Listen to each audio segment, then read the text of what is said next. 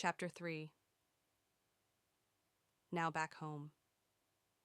Ayumi sat in the back of the sleek black car, glancing out the window as the cityscape blurred by. The chauffeur, a stern-looking man with a discreet yet watchful gaze, navigated the streets with ease. His name was Hiroshi, and unbeknownst to Ayumi, he was also a yakuza guard assigned to protect her. As they pulled up to her apartment, Ayumi thanked Hiroshi and stepped out of the car. He gave her a polite nod, and she hurried into the building. Once inside her apartment, Ayumi immediately plugged in her phone. It had died sometime during the night, leaving her disconnected from the world. She watched as it powered up, the screen lighting up with notifications. The moment it had enough battery, her phone went berserk with a barrage of text messages, voicemails, and missed calls, all from Rina. Ayumi's heart raced as she quickly opened the most recent message. "Ayumi, where are you? Are you okay? Please call me." Just as she was about to respond, her phone rang. It was Rina. Ayumi answered immediately. "Rina," she exclaimed, relief and guilt washing over her. "I'm so sorry. My phone died and Ayumi, thank God you're safe," Rina interrupted, her voice a mix of relief and frustration. "I was worried sick. What happened? Where have you been? You just disappeared from the bar." Ayumi took a deep breath, preparing herself for the inevitable teasing. "I know. I'm really sorry. I drank too much, and I ended up wandering into the VIP area. I sort of passed out, and this man helped me. He took me to his place because he didn't know where I lived." Rina was silent for a moment before she burst into laughter. "Wait, you spent the night at a guy's house? Ayumi, did you finally lose your V card?" Ayumi's face flushed a deep red. "No, nothing happened. I just slept, that's all. He was a perfect gentleman." Sure, Rina teased, clearly enjoying Ayumi's embarrassment. "So, who is this mystery man?" "His name is Alexander Sato," Ayumi replied, trying to sound nonchalant. "He's interesting. He was really kind and took care of me." "Alexander Sato, huh?" Rina mused. "Well, he sounds hot. Is he hot?" Ayumi's mind flashed back to Alexander's striking blue eyes, his strong, chiseled features, and his charming smile. She felt her cheeks heat up again. "He's attractive, I guess." Rina laughed again. "Attractive, you guess? Ayumi, you're terrible at this. Anyway, I'm just glad you're safe. I was so worried." "I'm sorry for making you worry, Rina. I promise I'll be more careful next time," Ayumi said, feeling a wave of gratitude for her best friend's concern. "Just make sure there isn't a next time," Rina replied. "And maybe next time, invite me to the VIP area too." Ayumi laughed, feeling lighter now that she had spoken to Rina. "Deal. I'll talk to you later, okay?" "All right, take care, Ayumi, and don't forget to tell me all the juicy details when we meet up." Ayumi hung up, shaking her head with a smile. She was grateful for Rina's sense of humor and her unwavering support. As she put her phone down, she couldn't help but think about Alexander. Despite the embarrassing circumstances of their meeting, there was something about him that intrigued her. With a sigh, Ayumi decided to take a long, hot shower to wash away the remnants of last night's chaos. As the warm water cascaded over her, she let her mind wander back to Alexander. She wondered if she would see him again. Chapter 4. The Yakuza Leader. The underground chamber was dimly lit, the cold concrete walls lined with the echo of past punishments.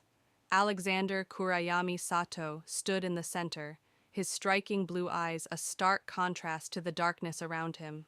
The room was filled with tension, a palpable fear hanging in the air as his men waited for his next move.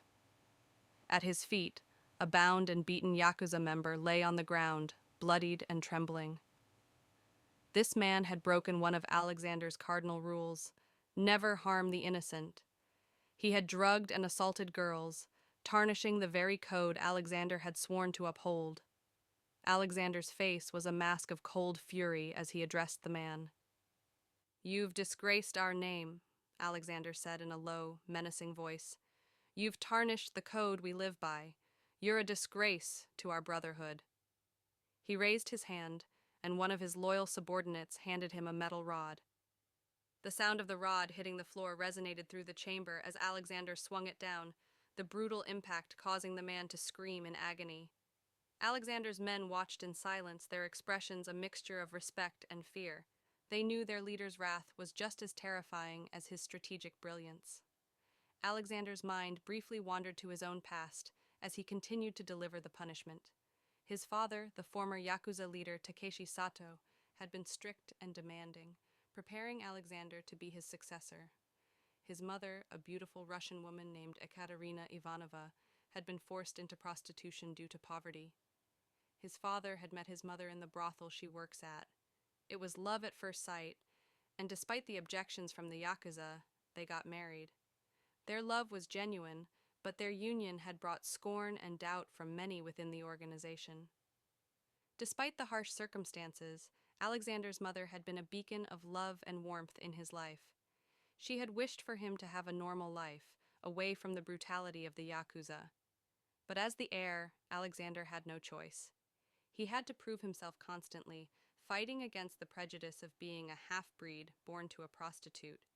His sharp leadership skills and ruthless enforcement of the yakuza code had eventually earned him respect and loyalty from his subordinates.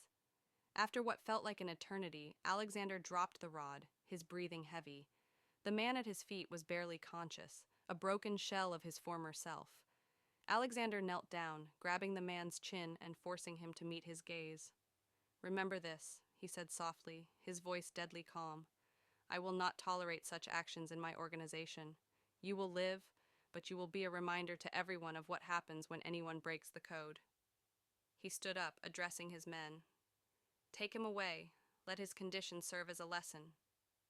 As the men dragged the battered yakuza member away, Alexander walked out of the chamber, his mind drifting to his mother's wish for a normal life. The memory of her gentle touch and kind words gave him a brief moment of solace. He had become a brutal leader out of necessity, but the core of his being remained true to the values she had instilled in him. He reached his office, a stark contrast to the brutality of the underground chamber. It was a place where he planned, strategized, and controlled the empire his father had built. Sitting at his desk, he allowed himself a moment of vulnerability, remembering the cute woman from the previous night, Ayumi. Her softness, her innocence, had struck a chord in him. She was a stark contrast to the world he was immersed in, a reminder of the gentleness his mother had wished for him. Alexander leaned back in his chair, pondering the curious twist of fate that had brought Ayumi into his life. Despite the darkness that surrounded him, there was a flicker of hope, a possibility of something more. He didn't know what the future held, but for the first time in a long while, he felt a glimmer of something beyond the shadows of his past. Did you like the story? Do you want to watch and listen to another chapter video? Please type "I want another chapter" in the comments below. Your comments, likes, and you being a subscriber will help this video and this channel. So please do like, comment, and subscribe if you enjoyed this video. See you on the next video.